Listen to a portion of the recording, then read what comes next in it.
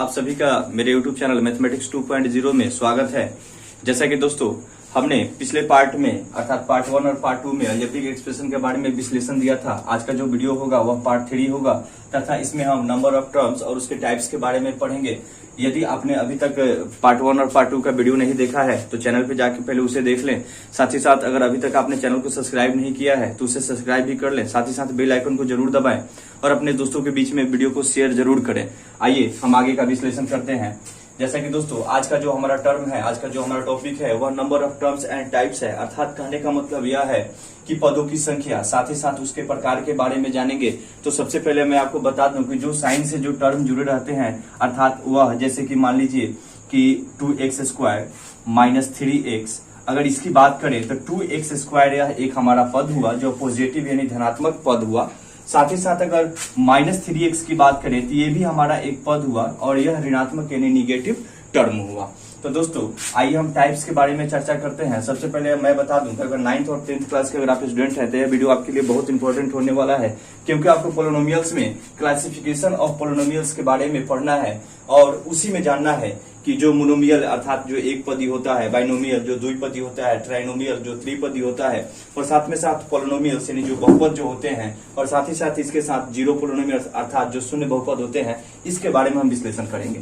तो सबसे पहले अगर मैं आपको मोनोमियल की बात करूं तो एक पदी नाम से ही लग रहा है कि जिसके एक पद होते हैं, यानी which polynomials has only one terms. इसको आप डिफिनेशन से अगर चाहें तो आप इसको लिख सकते हैं कि विच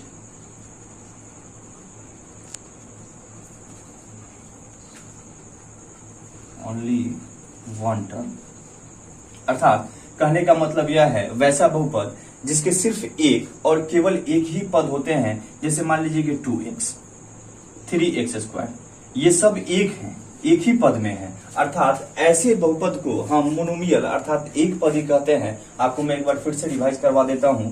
वैसे बहुपद जिनमें सिर्फ एक ही पद हो उसको मोनोमियल अर्थात एक पदी कहते हैं। आगे अगर हम ध्यान दें दोस्तों तो इसके बाद आता है बाइनोमियल अर्थात द्विपदी। कहने का मतलब क्या है कि इसमें बस ओनली 2 टर्म्स लग जाएंगे, यानी which polynomials has only 2 terms. कहने का मतलब जिसमें 2 पद हो जाते हैं उसको बाइनोमियल कहा जाता है। जैसे कि 2x² प्लस 3x, यह जो हमारा पोलिनोमियल्स है यह 2 टर्म में है। अर्थात एक मेरा 2x² वाला टर्म है और एक मेरा 3x वाला टर्म है, तो यह द्विपदी हो गया अर्थात बाइनोमियल हो गया। आगे की बात करें ट्राइनोमियल की तो नाम से ही लग रहा है त्रिपदी, यानी जिसके 3 पद होते हैं, यानी विच पोलिनोमियल्स है 3 टर्म्स। कहने का मतलब यह है कि इसमें 3 पद आ जाएंगे। जैसे मान लीजिए कि 3x² प्लस 4x माइनस 2, तो हम देख पा रहे हैं कि इसमें 1, 2 और 3, इसमें 3 पद हुए अर्थात यह त्रिपदी अर्थात ट्राइनोमियल कहलाया। साथ ही साथ दोस्तों हम इसको बहुपद भी बोलते हैं अर्थात पोलिनोमियल्स भी बोलते हैं। इसके बाद से अगर कोई टर्म अगर बढ़ जाता है, जैसे मान लीजिए कि 4x³ minus 3x² plus 2x plus 9, हम देख पा रहे हैं कि यहाँ पे 1, 2, 3 और 4 टर्म हो गए। अर्थात इस टाइप के जितने जो आपके पास एक्सप्रेशन दिए जाएंगे, इस टाइप का जो व्यंजक आपके पास होगा वह पोलिनोमियल्स कहलाएगा अर्थात बहुपद कहलाएगा। ऐसा नहीं है कि जो 3 टर्म में है उसको आप पोलिनोमियल्स नहीं कहिएगा और जो 2 टर्म में है उसको आप पोलिनोमियल्स नहीं कहिएगा। जो चाहे 1 टर्म में हो, 2 टर्म में हो या 3 टर्म में हो या 4 टर्म में या 5 टर्म में, सब बहुपद ही है। लेकिन उसको थोड़ा सा अपने सुविधा के लिए हम नाम से भी कि एक पदी कौन है, द्विपदी कौन है, त्रिपदी कौन है, फिर बहुपद कौन है, हमने इसकी व्याख्या की है। साथ ही साथ जीरो पोलिनोमियल्स की अगर बात की जाए दोस्तों तो जीरो पोलिनोमियल्स में क्या हो जाता है कि ऑल टर्म्स आर जीरो। कहने का मतलब इसके सभी पद जो हो जाते हैं जीरो हो जाते हैं तथा यह शून्य बहुपद कहलाता है। जैसे मान लीजिए कि 0 × x² प्लस 0 × 4x² प्लस मान लीजिए कि 0 × 3x, अगर आप देख लीजिए अगर तो देख रहे हैं कि सब में 0 से मल्टीप्लाई है। अर्थात किसी भी संख्या में अगर 0 से हम गुना भाग करते हैं तो वह 0 हो जाता है। अर्थात यह भी 0 हो जाएगा, यह भी 0 हो जाएगा, यह भी 0 हो जाएगा। और जब हम 3 जीरो को हम एक साथ ऐड करेंगे तो उसका मतलब तो 0 ही होगा। अर्थात यह जो हुआ वह शून्य बहुपद हुआ। यानी वैसे बहुपद जिनका पद सिर्फ कुछ नहीं होता अर्थात सिर्फ शून्य होता है, 0 होता है, उन्हें जीरो पोलिनोमियल्स अर्थात शून्य बहुपद कहते हैं। एक इसमें इंपॉर्टेंट बात है, आप याद रखिएगा, शून्य बहुपद का कभी कोई घात नहीं होता अर्थात उसका कोई पावर नहीं नहीं होता। जो पावर आपको यहाँ पे दिखाई दे रहा है, यह जो एग्जाम्पल मैं आपको दे रहा हूँ, आप जरा देखिएगा, जब उसकी हम एक्सप्लेन हम जब किए हैं, उसकी व्याख्या किए हैं, तो हम देख पा रहे हैं कि यहाँ पे कोई पावर नहीं है। अगर आप पावर 1 लेते हैं, 2 लेते हैं, 3 लेते हैं, उससे कोई फर्क नहीं पड़ रहा है या उससे कोई फर्क नहीं पड़ता है। इसीलिए इसे कहा गया है कि शून्य जो बहुपद होते हैं उसके कोई आपके घात नहीं होता, यानी कोई आपका पावर नहीं होता। दोस्तों आशा है कि आपको अच्छे से समझ में आया होगा। मैं आपको बता देता हूं कि शून्य बहुपद उस वैसे बहुपद को कहते हैं जिनमें बस एक 0 टर्म होते हैं। जो बहुपद होते हैं पोलिनोमियल्स तो सभी बहुपद होते ही हैं, चाहे टर्म 1 में हो, 2 में हो या 3 में हो। लेकिन मैंने उसको एक छोटे से एग्जांपल से आपको समझा दिया।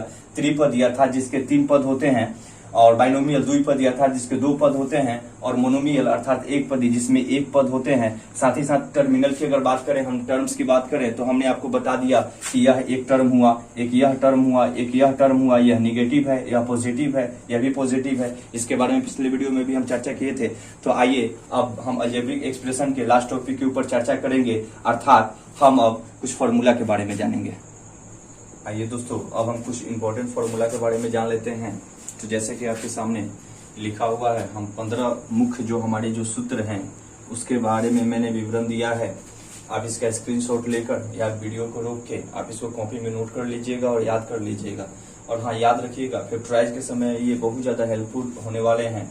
ये बहुत ज़्यादा हमारे लिए मददगार साबित होंगे। जब भी हम फैक्टराइज करने की बात करेंगे या हमें फैक्टराइज करने के लिए क्वेश्चन आएगा, तो सबसे ज़्यादा यह इंपॉर्टेंट हमारे लिए हो जाएंगे, जिसे याद रखना बहुत ज़रूरी है। जैसे कि कुछ छोटे छोटे फॉर्मूला हैं, कुछ बड़े हैं, और सबका विश्लेषण यहाँ सामने है। आप इसको लिख लीजिएगा। जैसे यहाँ पे a plus B the whole square है, इसको आप a square plus 2ab plus B square बोल सकते हैं, या इसको आप a minus B the whole square plus 4ab भी बोल सकते हैं। ऐसे ही कहीं कहीं इसको a square plus B square plus 2ab भी बोला जाता है।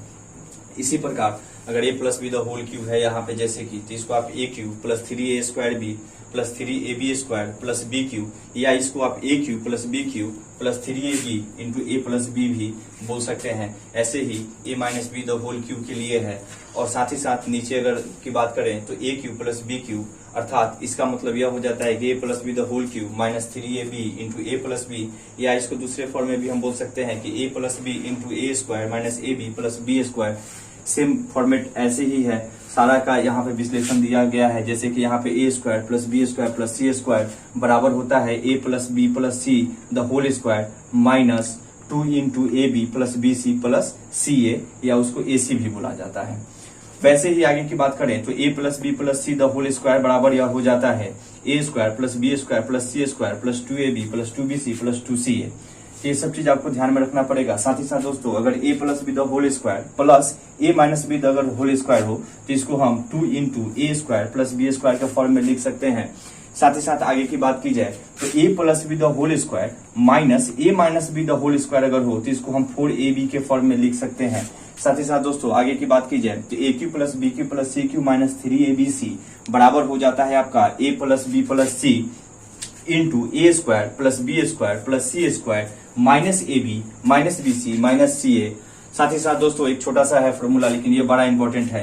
ए बी का भी एक फॉर्मूला होता है, अर्थात ए बी बराबर होता है a plus b by 2 the whole square, यानी सबका square minus a minus b by 2 the whole square. तो इसको भी आपको इंपॉर्टेंट याद करके रखना पड़ेगा, ये इंपॉर्टेंट है। साथ ही साथ एक बहुत ही इंपॉर्टेंट फॉर्मूला जो आपको फैक्टराइज में काम करेगा, पोलिनोमियल्स में भी इसकी जरूरत पड़ेगी।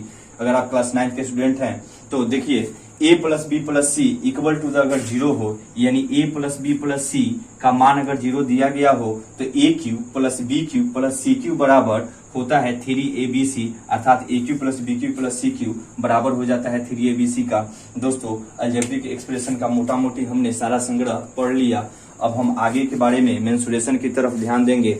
दोस्तों, आपको यह वीडियो कैसा लगा आप कमेंट करके जरूर बताइए, और साथ ही साथ वीडियो आप चैनल को सब्सक्राइब जरूर कीजिए और अपने दोस्तों के बीच में शेयर जरूर कीजिए। चलिए दोस्तों, बहुत बहुत धन्यवाद।